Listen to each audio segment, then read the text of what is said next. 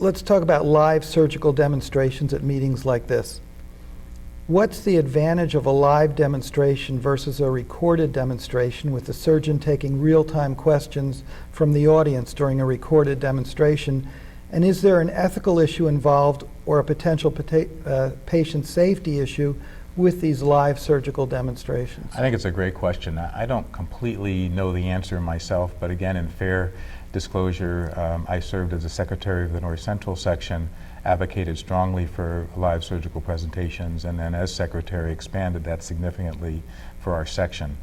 I believe it needs to be done in a way that incorporates a bunch of different decision points. Some of my friends are very big advocates against live surgery. So it's made me think about this in pretty significant detail.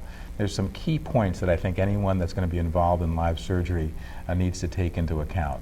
The first thing, obviously, is the patient that's having the surgery needs to know they're going to be part of a live surgical performance. The facility where the patient is being treated needs to be aware. It's interesting you use the word performance.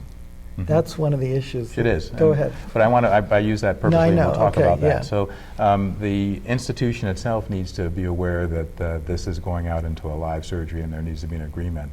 I really feel that it's very important to have a very sophisticated company, particularly that you work with repeatedly, that are really good, well connected on both ends, because we really need to control the live feed and stop it immediately if there's any issues. And I sit right at the table, and I like the idea of having more than one facility when we do this, so we can switch if we need to, because I think that's important. The other thing that I believe is one of the key factors is that the surgery should not be any different than if the patient was going to have that surgery for another reason. I don't like the idea of physicians stopping at key points and waiting until they come back to the scene. If we miss a key point, we miss a key point. I think the surgery should progress exactly as it should when it goes as it would normally go along.